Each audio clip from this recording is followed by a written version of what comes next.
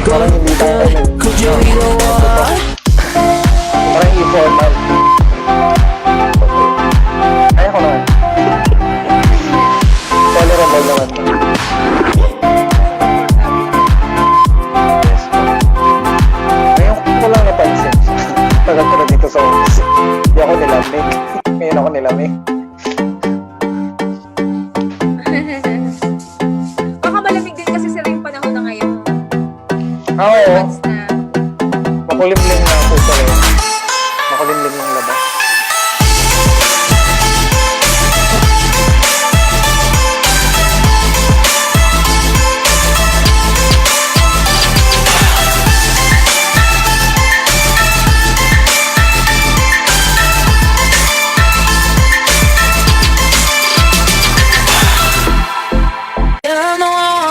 Could you be the one?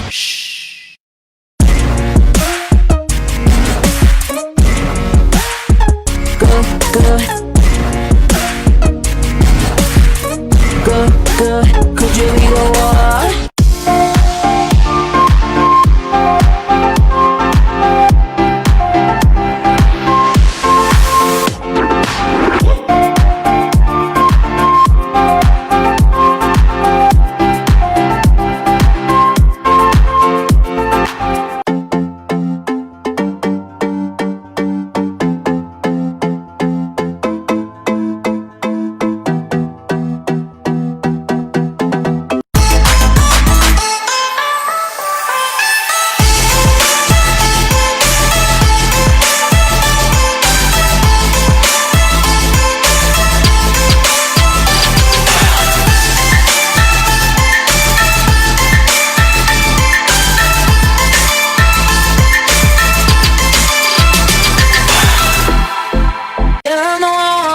Could you be the one?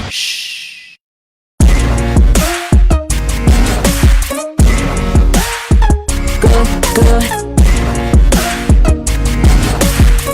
Good, good. Could you be the one?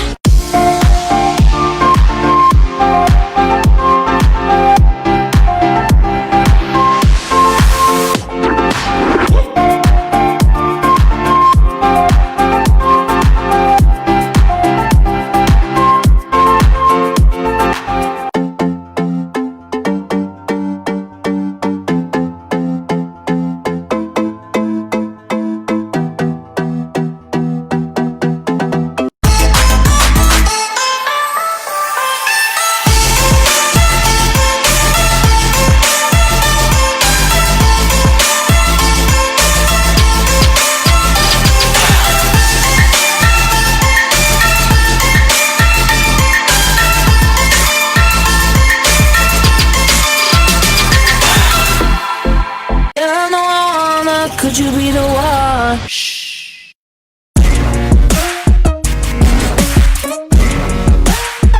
Good, good. Good, good. Could you be the one?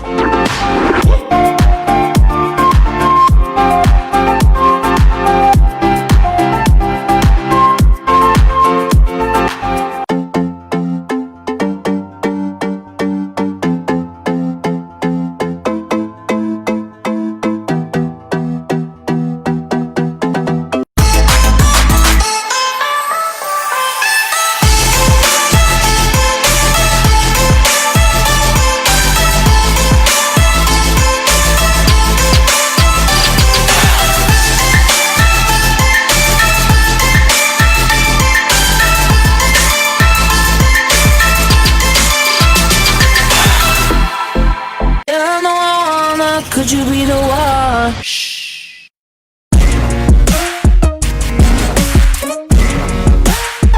Good, good. Good, good, could you be the one?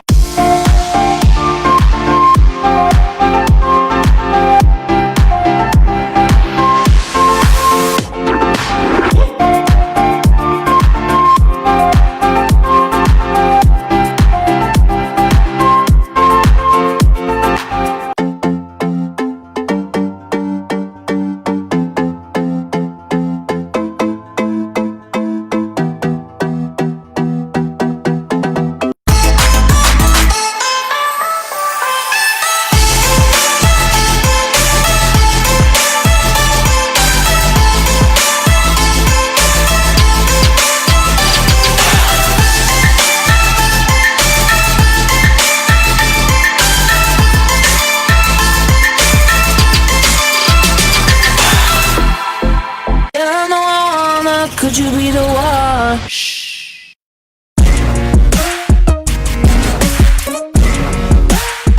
Good, good. Good, good. Could you be the one?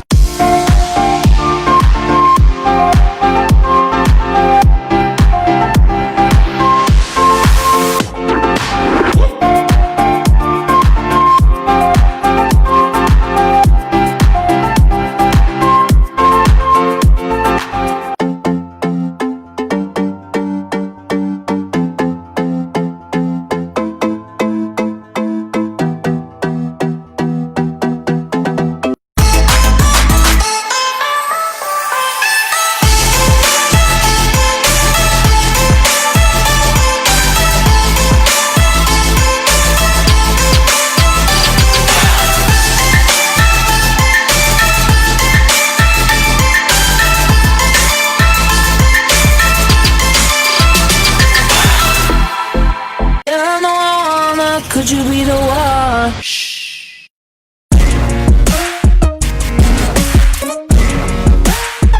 Good, good. Good, good. Could you be the one?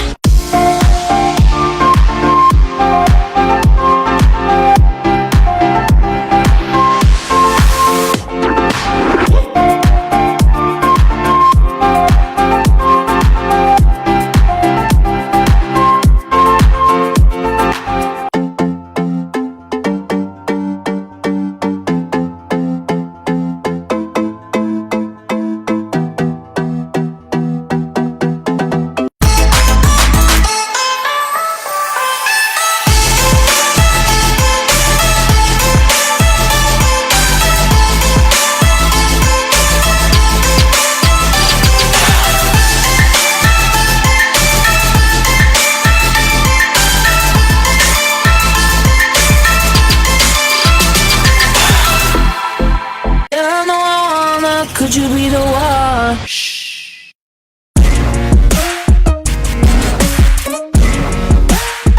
Good, good. Good, good. Could you be the one?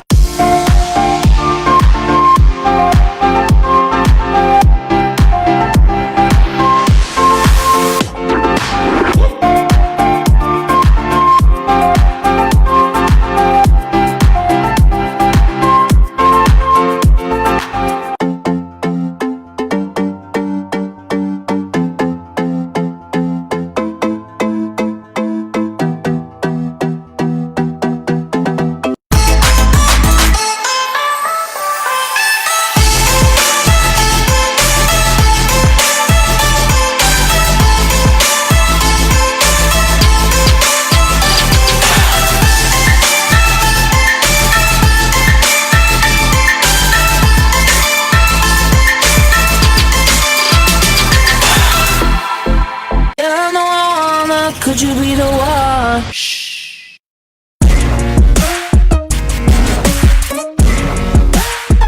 Good, good. Good, good. Could you be the one?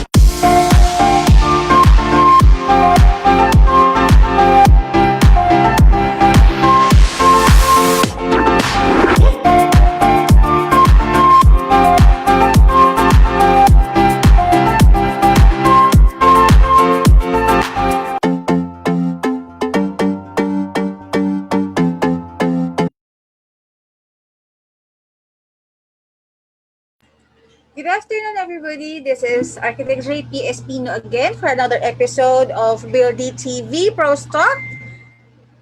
Magandang hapon po sa inyong lahat. Hopefully, you are all doing fine.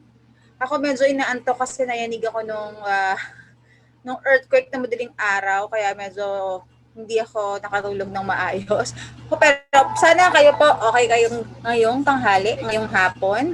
And we have our special guest again today, Architect Joseph Mallari, to join us sa ating ProsTalk kwentuhan. So, ayan, medyo kailangan nagdagan ng energy. Okay, before we start, I would like to tell you guys what is Buildee. Para po sa mga bago sa ating BuildeeeTV, Buildee is a technology-enabled platform solution providing the best experience in connecting people with a trusted ecosystem of qualified and certified professionals, merchants, and builders. So basically, in layman's term, Buildee is a website where you can find qualified professionals like architects, engineers, interior designers, contractors, suppliers who are legit. So para hindi po kayo mahirapang maghanap ng inyong makakasama sa paggawa ng inyong mga dream projects. So Buildee is where you can find them. And ano naman yung ProsTalk? For those who have been watching ProsTalk since this is episode 22. And I've been with ProsTalk since episode 1. Imagine, di ba? So nakaka-22 episodes na tayo. Pero sa mga hindi pa po nakakaalam what is ProsTalk, ProsTalk is a weekly live Q&A session with professionals where we invite people from different fields of design and construction industry to share their insights about their specific topic of expertise. So, this afternoon, we will be joined by Architect Joseph Mallari.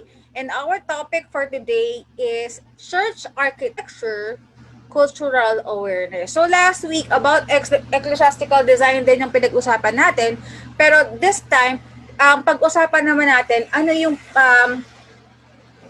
sakop niya o ano yung magiging yung tatamaan niya or relevance niya, yun, that's the word, relevance na in our culture.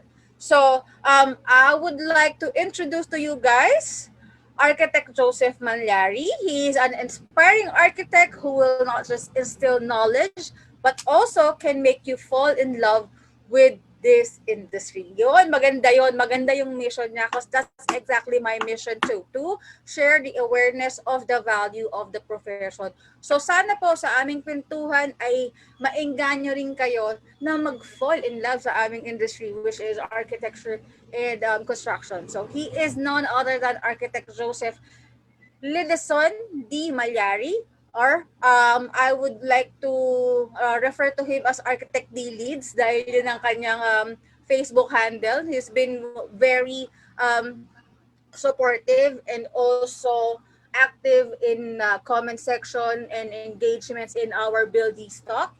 And bukod pa doon, Architect Joseph Mallari is a freelance architect and doing mostly church-related designs like church facade, altars, patio, etc. He is also an expert in designing residentials and other structure. Nabanggit namin kanina, napag-usapan namin kanina off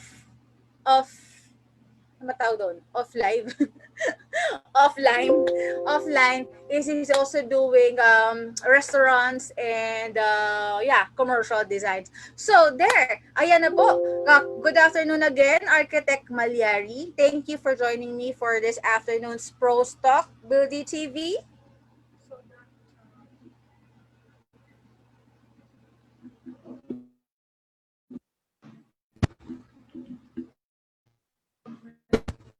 Architect Mallari.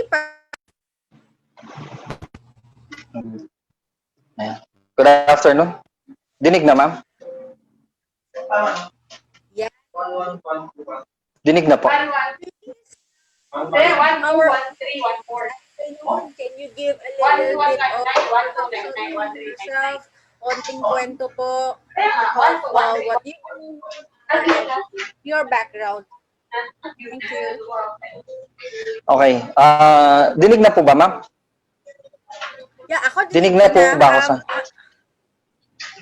Hindi ko kasi nakikita yung live sa totoo lang. Hindi Sorry siya ako. clear sa Pareho akin. tayo, ma'am. Well, ayan. Ayun, ayun. Ayun, Nakahang dinig. siya sa akin Can you verify, Joel, if Ah, ongoing ang ating live? Kasi ayan, okay naman, yeah. Yes, sir. okay naman. Okay. Kita tayo. Wala pa lang. Again, I'm architect. Joel, yung sila sa Again, I'm architect Joseph Lideson Mallari, and I am an architect here in the province of Pampanga. I was introduced dun sa introduction ni Ma'am JP.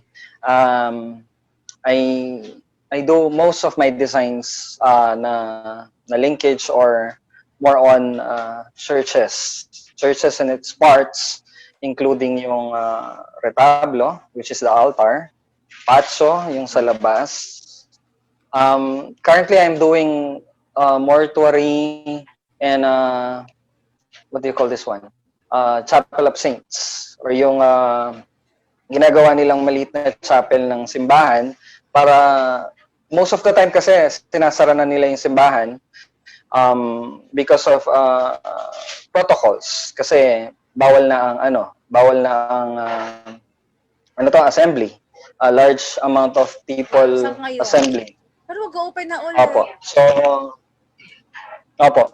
Kaso to limit people converging on same places, most of our churches, lalo na dito sa Pampanga kasi mga heritage churches na sila, or yung mga may importance na building or structure, kaya most of them are closed. So they have this resort or yung option na paggawa ng chapel or chaplet para dun sa mga nagvi-visit, so that they can also light a candle even though the church is closed.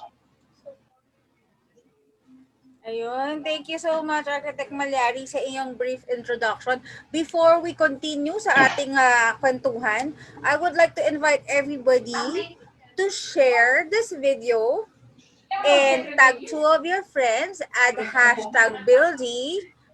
Merong 3 iyon sa dulo so that's hashtag BuildeeeTV, BuildeeeTV with TV, and also hashtag ProsTalk and hashtag the digital architect.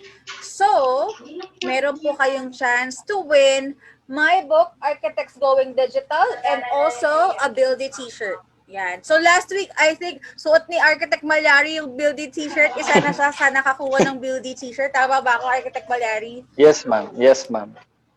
Akala ko hindi totoo yung promo. So, please do share this video. Ay, yes. Totoo naman.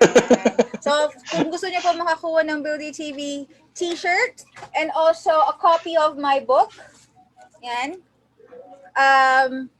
just all you have to do is share this video, add hashtag BuildeeeTV, add hashtag ProsTalk, and hashtag the digital architect. Yan. So, meron na pong mga naka-receive ng libro ko, Care of Buildee. I will post it soon. So, I'm glad na they are very happy na receive na nila yung libro. Naka-receive na rin sila ng shirts. And I would also like to say thank you to Buildee to helping me give out this yung akin pong libro. Ayun. So nakapag-promote na tayo ng konti, natanong na na-alok na natin sila to share this video. Hopefully they will, para mas marami pong matuto sa ating ProsTalk and this afternoon's kwentuhan. Ayan, sir. Nabanggit mo kanina is that first serve in Pampanga, which alam natin lahat, mga Pilipino, napakarami po diyang simbahan. Secondly, you also mentioned heritage churches. So, yes, ma'am. As always, in our BuildeeeTV episodes, I always try to gawing casual yung kwentuhan na as if hindi po Opo. ako arkitekto. Para Maintindihan for nila. those who hindi naman yung nakakaintindi, hindi naman katulad nating architects, Yes, ma'am. maintindihan din nila, 'di ba, sir? Opo. Sir, paki-explain mo nga ng konti, what is the meaning of heritage churches? Bakit ba siya tinawag na heritage churches? Okay. First and foremost, yung heritage po is not just for churches, but also for events, mga pangyayari sa kasaysayan. Kaya po siya tinawag na heritage churches.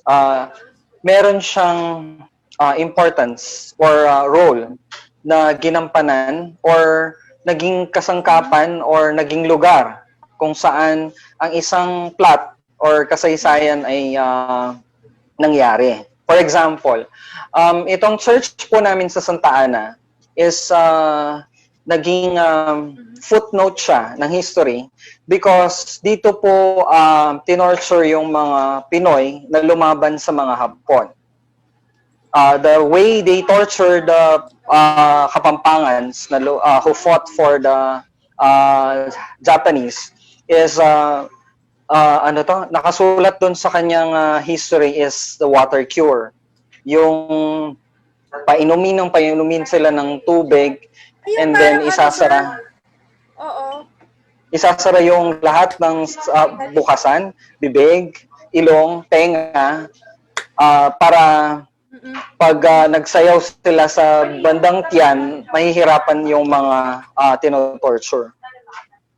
That's water cure torture. Sad naman. Pero if I'm not mistaken, eto hindi ko alam kung tama kung tama ang pagkakaalala ko or kung tama rin ang kwento sa akin. Pero I've heard yun din yung ginawa kay San Lorenzo Ruiz. Kaya Tama, ma'am. Tama po. Isa yun sa dinaanan niya, di ba, sir? Yes, ma'am. Bali, tatlo po yung kay San Lorenzo Ruiz. Isa yun. It means it has a certain importance in our history. Yes, ma'am. So, importance to the history and also importance to the community. Kasi minsan, yun yung hindi maintindihan ng mga, di ba, napag-usapan natin last talk po natin na the parish priests are just here for 6 years.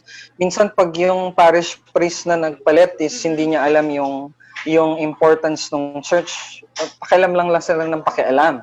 Which is, okay lang naman kung improvement or lalong pinatatatag or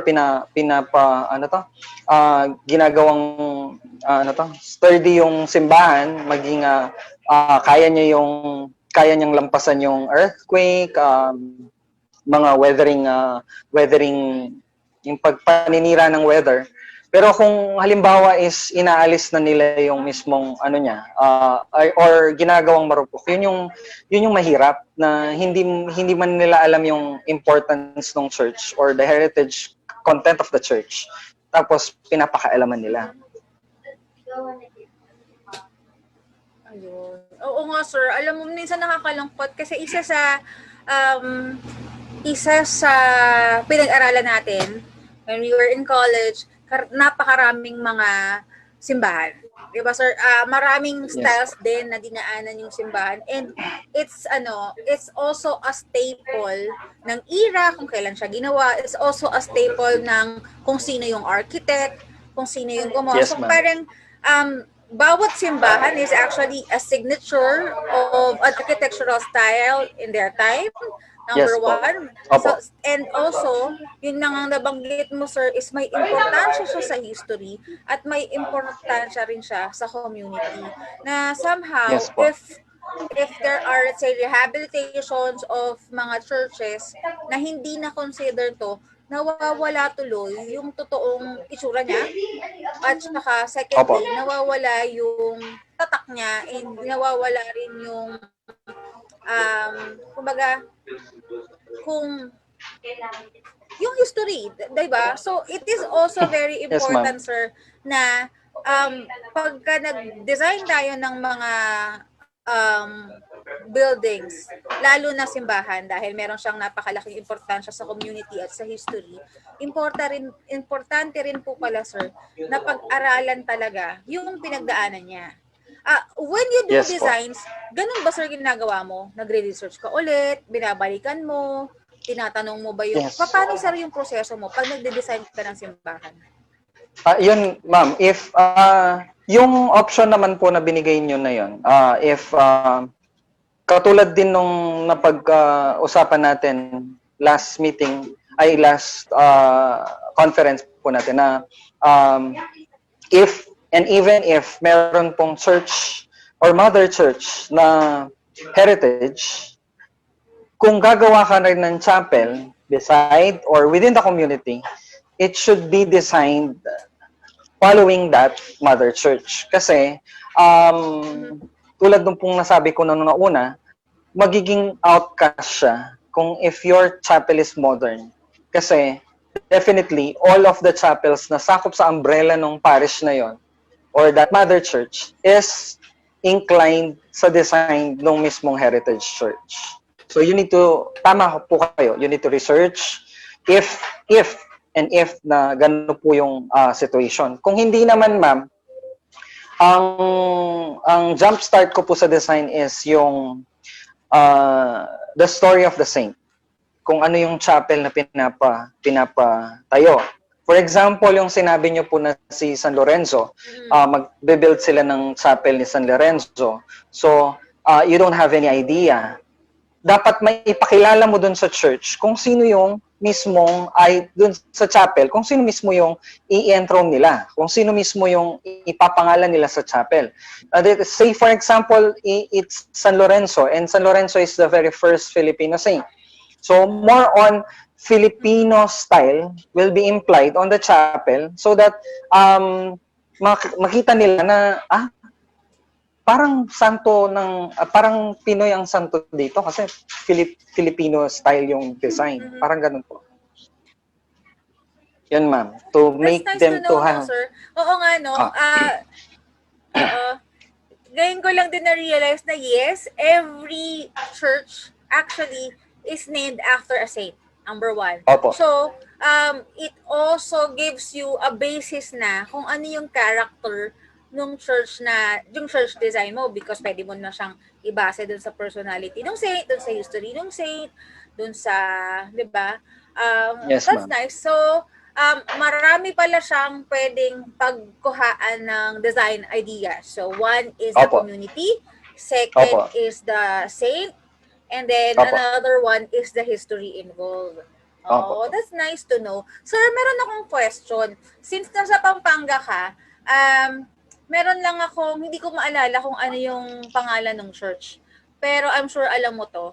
Alam mo, sir, yung merong dyang simbahan na because of the Pinatubo eruption, is natabunan na siya, parang half. Tapos ang natitira na lang is yung second half. Ano ang pangalan nun, sir? Napuntahan San ko yun. Guillermo.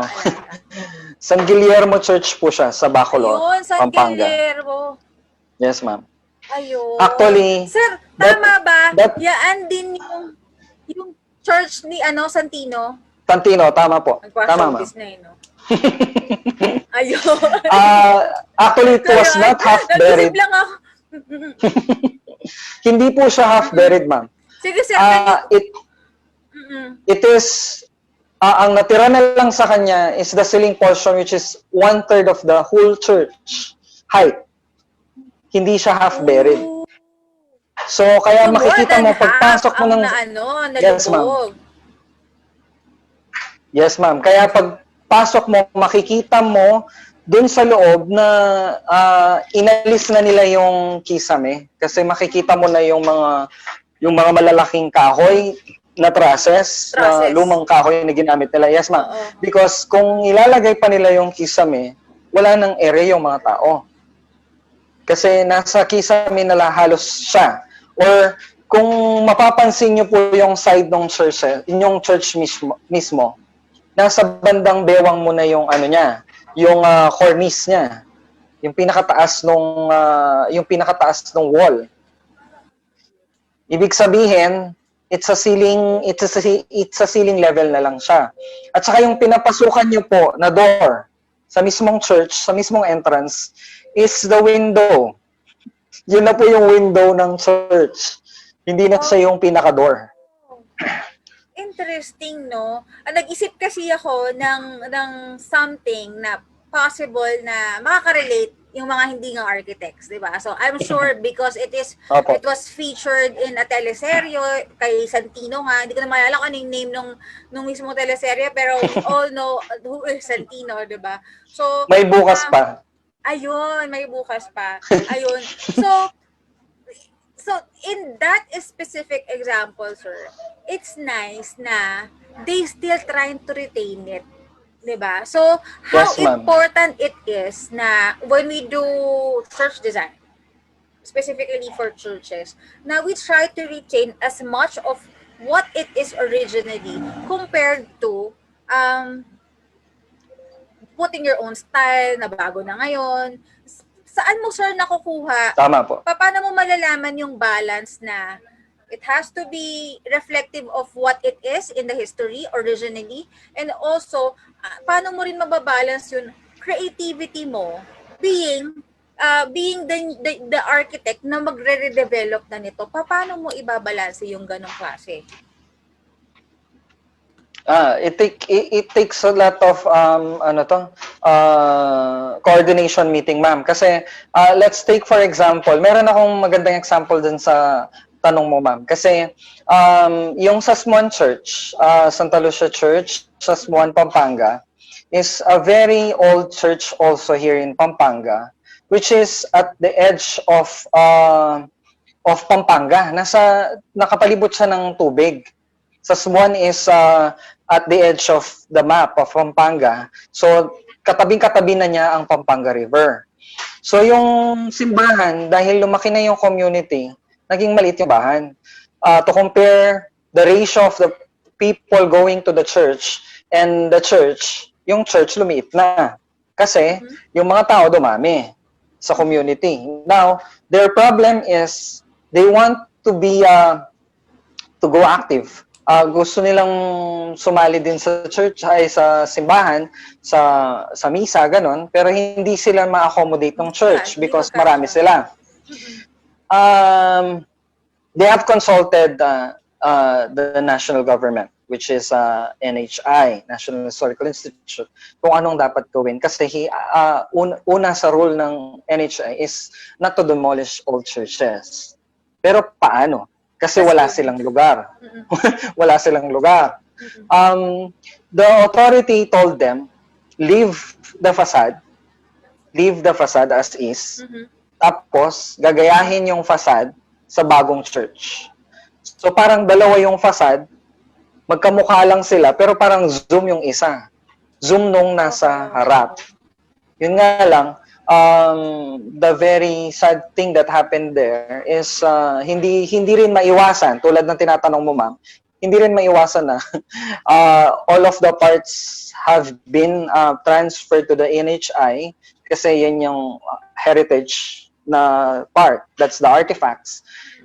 Tira sa kanila is the facade, the old facade. So at least meron man lang natira sa kanila. So ang nangyari, sir, binasag yung structure, yung facade ni-retain, Yes, and then dapat gagayahin yung facade, gagawing mas malaki. Yes, ma'am. Ganun yung plano. Pero nagawa ba, sir? Nagawa na siya, ma'am. Nasa likod niya mismo nung facade. Parang let's say 2 meters away lang yung bagong church dun sa facade na luma. Parang nangyari, naging entrasuelo siya. Naging entrance siya. Opo. Okay na rin naman. At least may ni-retain, di ba? Yes po. And even the bell tower was retained kasi maganda din yung design ng bell tower. So, the facade and the bell tower retained. Tapos, malaki na yung church. Yun nga lang, medyo nakakatawa. Excuse po sa mga taga-Sasmuan, pero medyo nakakatawa kasi makikita mo parang copy siya na Zinum, yung nasa likod niya. Yung nasa likod nung But don't get me wrong, yung mga tao po sa smile. Ang ganda po nung nangyari kasi may na-preserve, at least may na-preserve. Oo, oo. Yan po. Ayun. So, sa mga ganong klaseng projects ba, do you also, or the whole project, not necessarily just the architect, do the people also, what's this, ask or at least coordinate with the Heritage Conservation Society? Kasi meron din tayong iba pang grupo na ganyan. Dumadaan ba doon o talagang it depende lang sa parish priest, depende lang sa kausap mong sa project? Actually, ma'am, dapat talaga dumaan doon, lalo na pag yung church is heritage. Talking about heritage, para mas simple na yung term niya, yung mga heritage churches are those churches or structures, isama na natin yung structures, that have been there for more than 50 years. That is considered as heritage. Yeah. Okay? Tulad ng antique. Kasi sa antique yung term na yun yung more than 50 years is an antique item. Sa atin, sa mga arkitekto, ang mga building, pag nakaabot na ng 50 years or more, are heritage na. Depende kung meron man yung historical importance or wala, it surpasses 50 years. Ibig sabihin, hindi yan nag-collapse ng weathering kasi masisira din yan ng acid rain, including the heat of the sun. Nakakasira din yan. Weathering is a very crucial na kalaban mismo ng structure. Pero nakaka-surpass. Ibig sabihin, it is part of the heritage na. Kumbaga, declared man o hindi. Ayun. Ma'am, dun pala sa tinatanong mo na heritage, meron po tayong declared at saka hindi. Okay? Yung mga hindi pa nila na-research, hindi pa nila nalalaman kung meron ba siyang importance sa kasaysayan or sa community. Yung mga declared naman, they are the ones na ni-research na kasi hindi po manggagaling sa government yon. Manggagaling yun sa concerned citizen ng isang community. For example, ako, manggagaling sa akin, ni-research ko yung isang church and then I will pass the researches on the governing body, sa government. Ngayon, pag sila nakapag-review or nakita nila yung importance na ginawa na kong research about that building, they will investigate. Hindi kagad sila magbibigay ng declaration. Bakit sila nagpapa-declare? The common question is bakit sila nagpapa-declare? Ang common answer, the interesting answer will be, the government will pay for every restoration projects that the church will endow and cure. So, kaya sila nagpapa-declare. Yan, ma'am. So yun yung mga markings na nakikita natin sa harap ng simbahan. Yung marking po ng National Historical Site ka, kumbaga, pasok ka na sa responsibilidad ng gobyerno to be preserved. Yes. Yes, ma'am. Yes, ma'am. That's nice that panel, yes, ma'am. That panel, that markings, entails the building that it is covered by the government or sakop na siya ng government na hindi mo na siya pwedeng, yun yung mas maganda pa, ma'am. Kasi yung mga nangingialam na hindi man nila alam yung heritage implication nung simbahan. Who decides, sir? Sino yung marking po na yun, nang you are approved or you are not approved? Kasi like now, meron na akong ongoing project. It's a building designed by one of very nating parte ng kasaysayan ng architecture, 'di ba? Dinesign niya and siya rin ang tumira doon. It was his residence for a long time. I think in the 50s or in the 60s. Pero the question is, how would we know kung sino mag-approve? Pwede ba 'yun o alin ba yung pasok sa kasaysayan natin at alin yung hindi pasok sa kasaysayan natin? Diba? I mean, who decides? Alin yung may importansya? Yes, meron tayong National Cultural Heritage, NHC.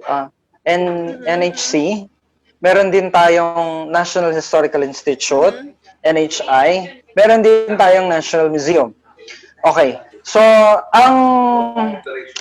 ang level of importance po or yung level of heritage importance ng isang building will not start from the government itself. It will start from, tulad ng sinabi ko, from a concerned citizen going not directly to the government. Medyo mali ako kanina. Kailangan magdidirect ka muna sa local government. Yun yung pinakauna. Kasi they are the one who can declare the building as a local heritage site. Sila po yung unang step. Sila po yung unang magde-declare kung tama ba yung research mo na ito, i-declare nila na local heritage site. Now, meron ka ng isang star or isang requirement na pwede ka nang pumasa for the national declaration now. So, tatlo na yung governing body na sinabi ko. NHI yung sa National Historical Commission, National Historical Institute, at saka sa National Museum. Yan po yung pagkakasunod-sunod ng kanilang hierarchy. Ibig sabihin, pag pumasa na sa heritage culture, National Historical Cultural level, meron ka na namang isang marker. Yung marker na yon, may mga level din siya na pwedeng pakialaman lang po ng gobyerno.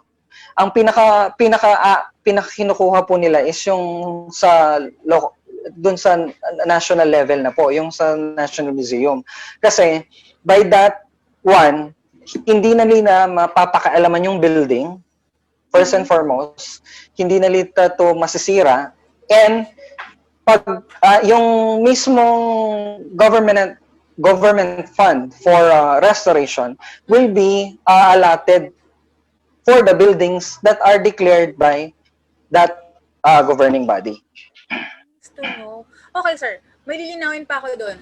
As nabanggit mo, hindi na nila mapapakailaman. Does that mean na hindi na pwedeng mag-construct? What if you will do preservation naman, or maybe konting redevelopment pero pasok pa rin sa original? Pwede ba yun? O as in, hindi mo na pwedeng galawin?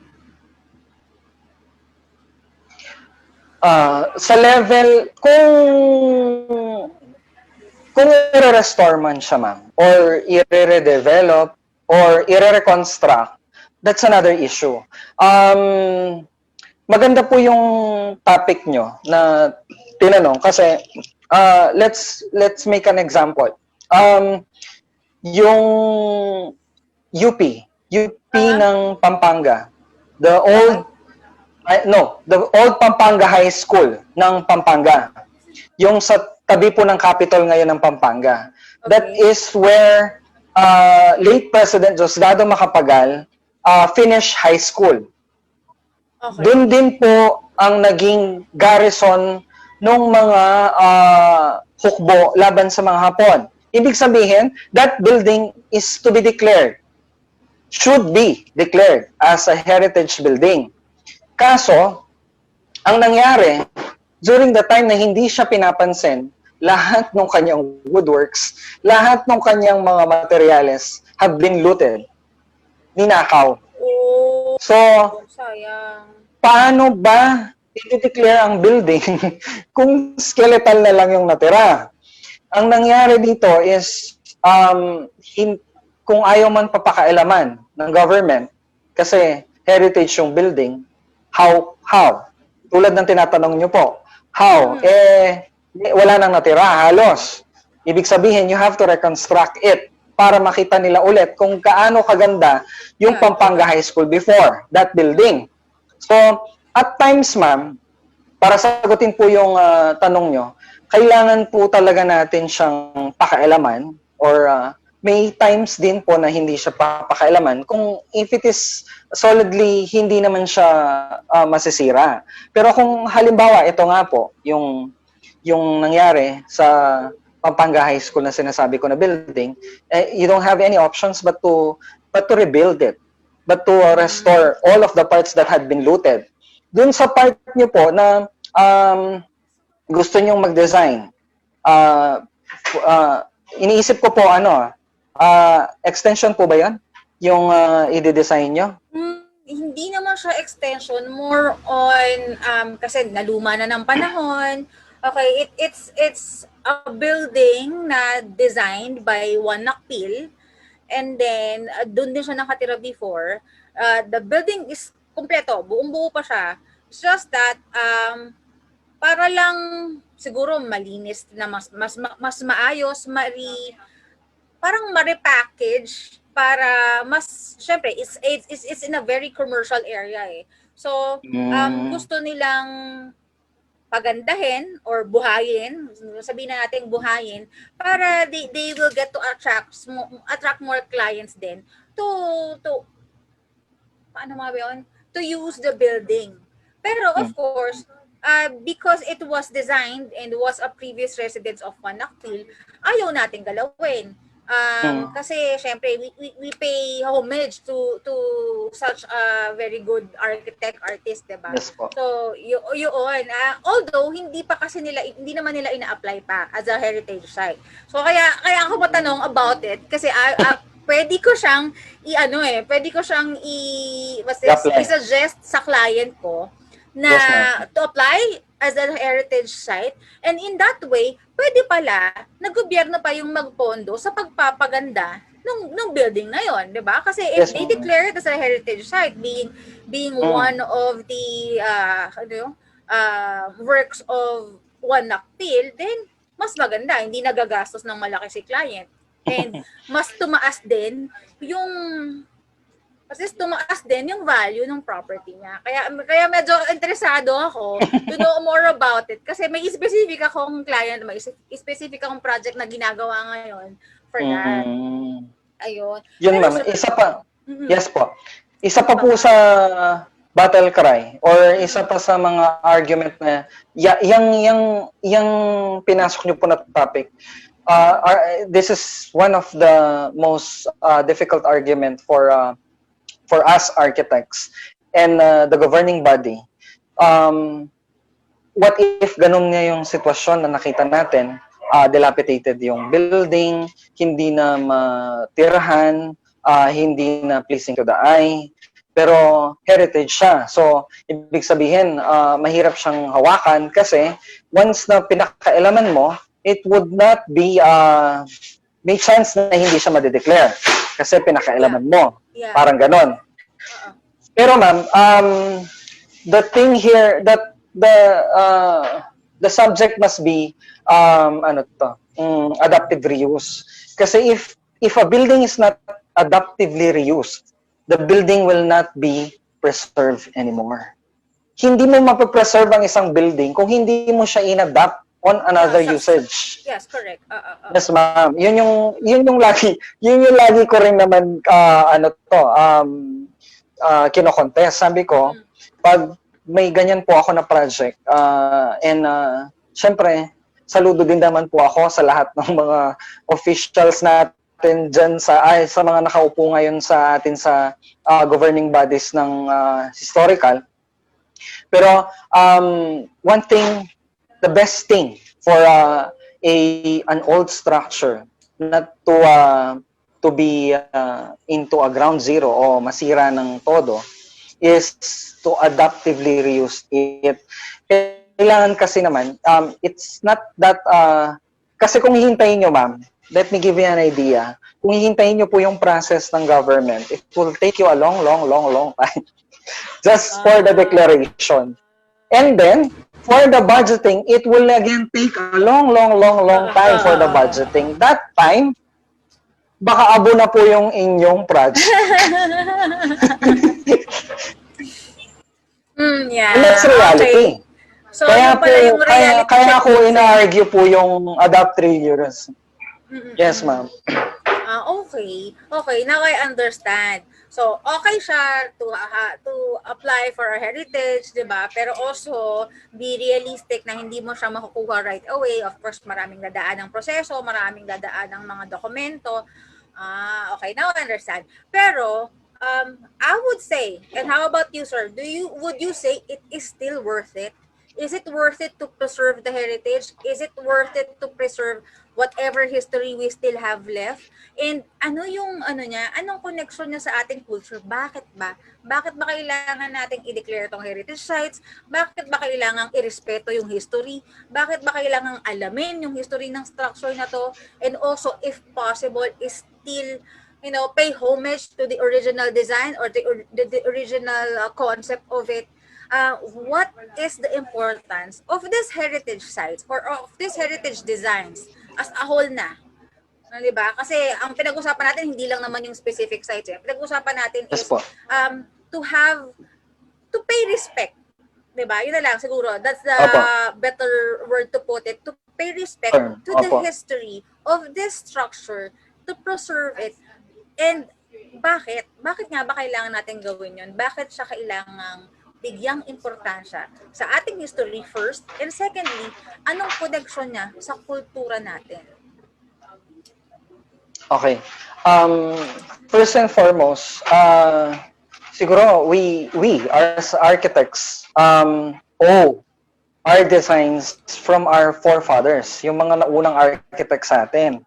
And these are their works. And their works are ito yung ginawa nating basis in studying architecture for in first and foremost, okay? So, ganun sila kahalaga. Kasi if not for them, if not for the structures, I guess the landscape of a country, the landscape of a community is not known kung wala po tong mga structures na ito. Yet, it is a big big discussion or yung conversation, yung parang battle cry na ang tagal nung research team or ang tagal nung mga from the government to have a declaration kahit meron ka ng researches or kahit na inimbestigahan nila. Bakit ganun katagal? Or may I say, minsan, kahit ganun nakatagal, they are not approved. Yun din yung masakit. Kasi, what if on that state, wala nang natira doon sa building? Kasi patuloy naman yung panahon, patuloy ang init ng araw, patuloy ang ulan. So, even the termites can masisira niya ng buo yan. Okay? Meron din tayong mga, tulad ng client mo, ma'am, which is very concerned about that building and want to restore that building. Ang maganda dyan, sa process po na ganyan, is, ano yung mga pros and cons na pwedeng gawin ng architect while the process of declaration is still ongoing. Meron po silang mga guidelines, may mga guidelines naman yung ating government for us architects to follow strictly para dumating yung panahon na i-declare na nila, that will be at least isa ka sa mga nag-restore sa building, and you will be part of the payment. You will be part of the government payroll kasi ikaw na yung nag-initiate. Kasi sila, they have their team, pero ang team nila will be deployed after the declaration.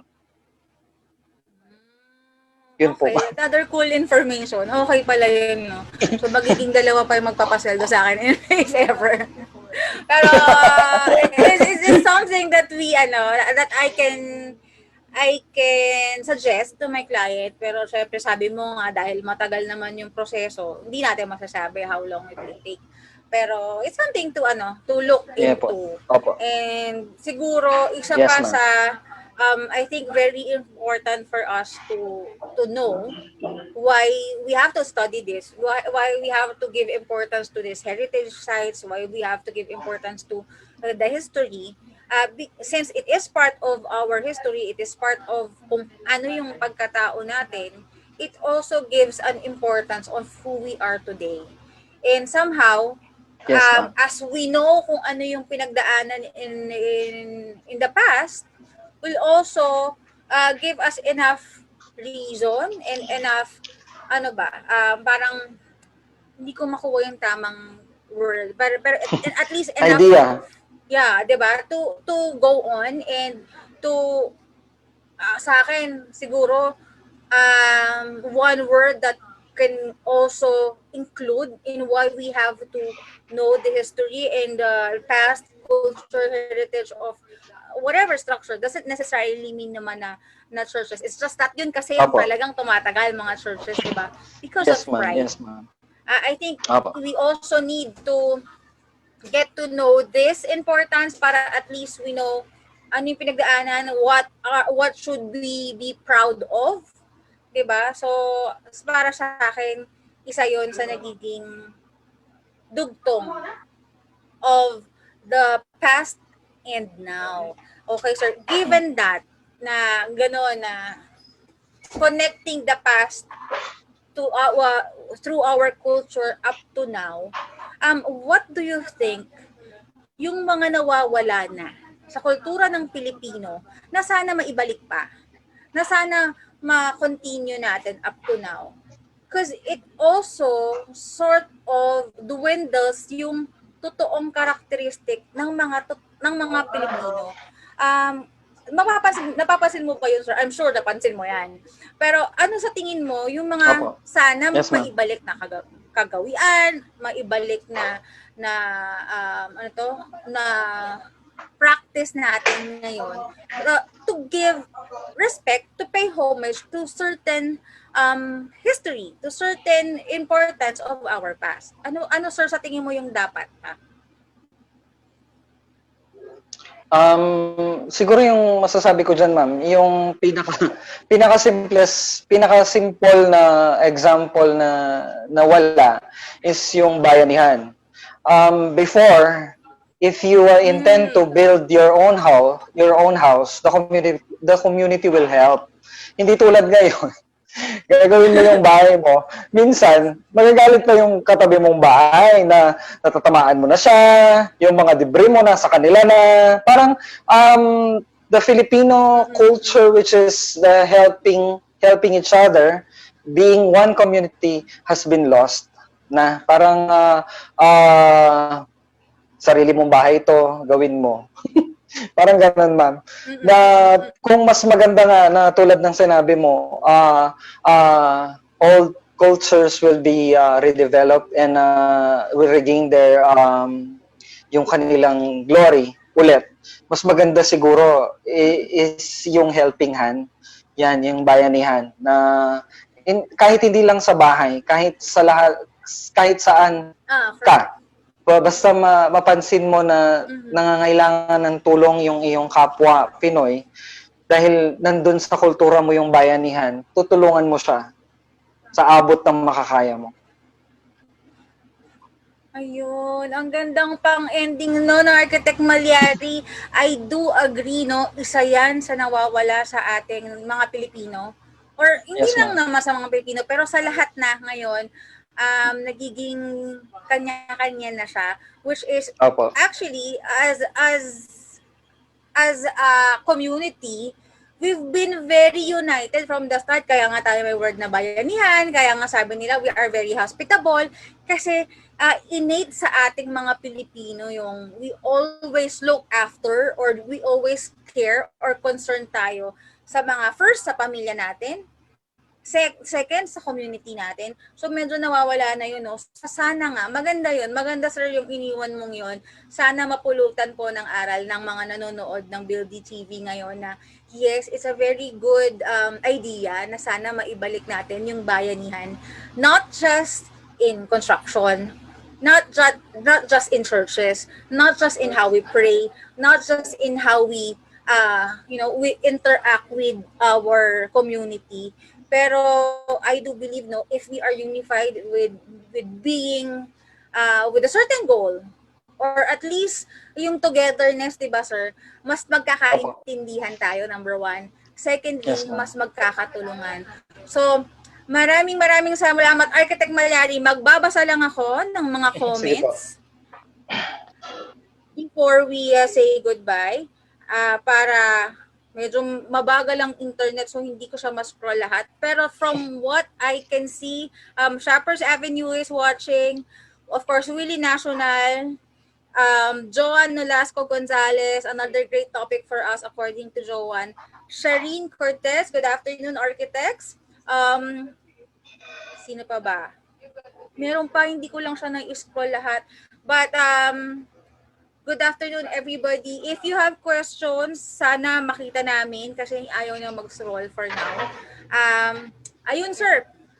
Meron ka pa bang, bukod sa napakaganda mo ng nabitawang last words on the bayanihan, meron ka pa po bang gusto pang sabihin or hindi pa natin na-discuss on this afternoon's kwentuhan? Naggusto mo Yes, pang ma'am. sabihin?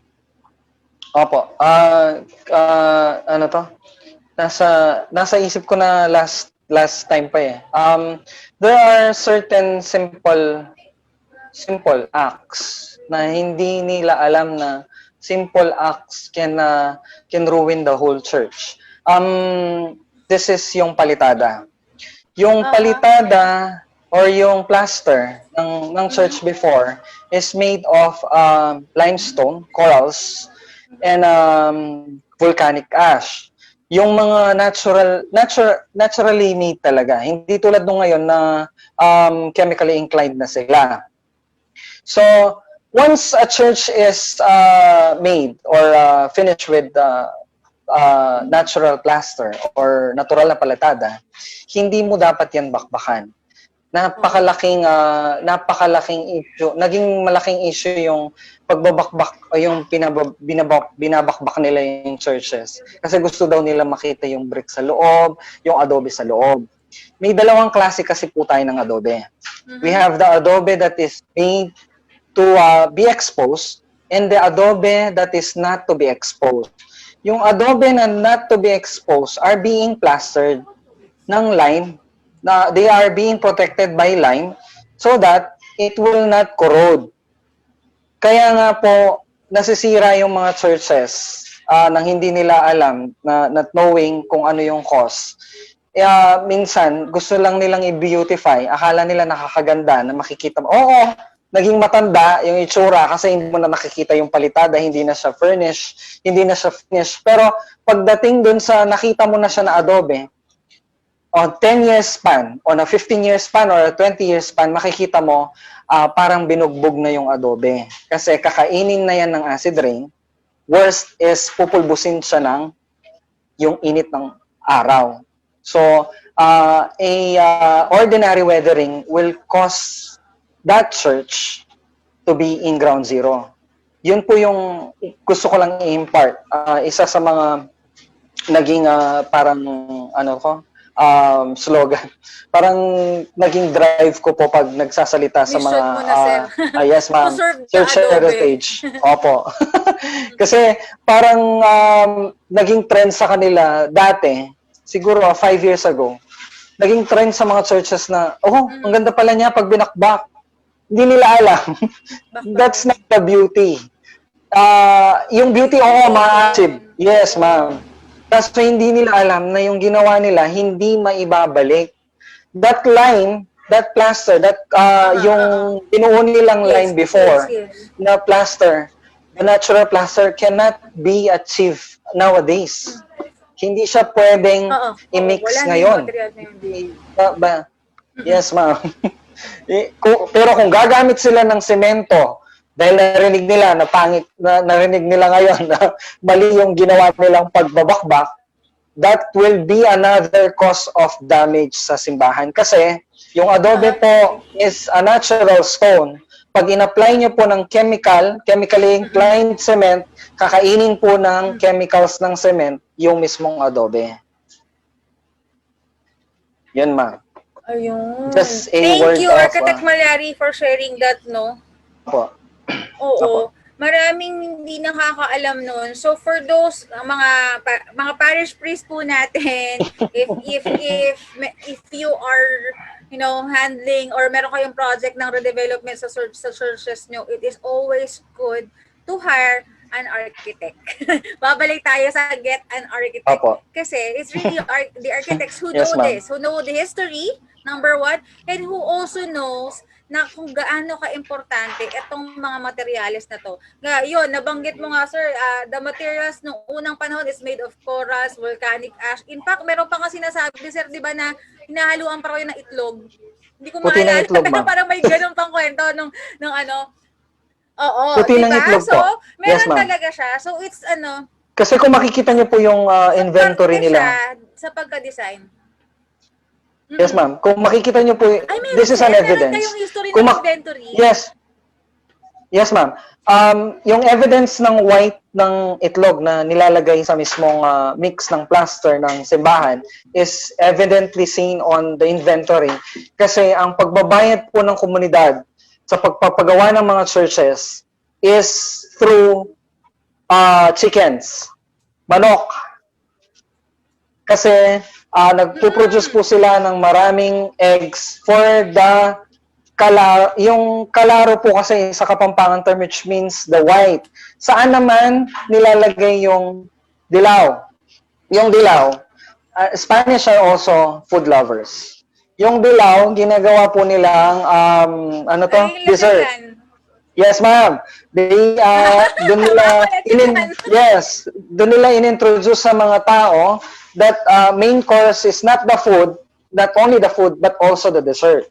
Doon nila inintroduce sa Philippine culture of food ang desserts. So walang natatapon. Yung puti sa simbahan, yung dilaw sa pagkain. Ang galing. So ngayon ko na-realize, sir, bakit kapag nagpapadasal sa Santa Clara, ang binibigay itlog? Tama, ma'am. Is part Tama of the po. history pala. Yes po. Is part of the history pala ng Filipinos to donate eggs because it's part of the construction of the church. Yes, ma'am. Yes, meron ma'am. tayong natutunan kakaiba kay Architect Mallari at kaya rin pala, di ba tama rin? Kasi akala ko it's just an urban legend eh. Akala ko sabi-sabi na lang to, kwento-kwento na lang to, passed down to one person to another. Pero it has a certain historic importance. Bakit naging ganon? Bakit kapag ka magbadasal ka na wag umulan sa kasal mo, kung ano mang pa-event mo, pupunta ka sa simbahan, mag-donate ka ng itlog. Di ba, sir? Opo. Parte yan ng tradisyon ng mga Pilipino at pag Yes, nagpapala ma'am. ng itlog, yun pala yun. Mag-alay Yes, ka ng ma'am. itlog dahil nung unang panahon, they use it for the construction. Ang galing. And they believe- Nakakatawa, sir. Napakagandang trivia niyan.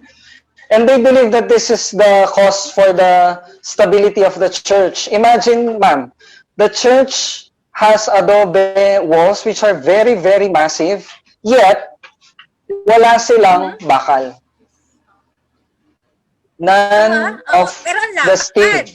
Yes, ma'am. Ang lalapad ng mga walls na yan. Walang steel sila, pero tingnan mo, ang pinaka-old church natin, 1563 in Cebu. How old is it? Pero wala yung bakal. Nadaanan na ng maraming lindol. Nasira lang yung belfry pero na-restored last 2016. Ayan na naman siya. So ibig sabihin, parang meron po silang proof that the component of stability comes from the ingredients. Nakasama din po yung white ng itlog. Yan, ma. Ayun, ang galing, nakakatawa. At natutuwa ko pag nakaka-discover ko ng mga ganitong sabihin na natin trivia about Trivia. architecture. It's something quirky, it's something very different, it's something very unique, but also very interesting. Again, thank you very much, Architect Joseph Mallari. May kwentuhan pa ulit tayo for next week. And I Yes hope po. everybody who watched our Buildie TV learned a lot from today. Dahil ako, may natutunan ako. Actually, gusto ko nga ulit-ulitin to eh. Gusto kong ikat yung part na yun. Kasi maganda siyang i-post na part lang nun para ma-inform yung mga tao na, yeah, there's a reason bakit pala itlog ang lagi nating inaalay kay Santa Clara. So thank you very Yes, much ma'am. again, Architect Joseph Mallari. Thank you everybody who joined us in our Buildie TV episode this afternoon. Episode 22 na tayo. For next week, we have episode 23 again with Architect Joseph Mallari. Meron ulit tayong mga kakaibang kwentuhan, and I hope you join us again for next week. Thank you again. Good afternoon, guys. This is Architect JP Espino, the Digital Architect. See you again next week.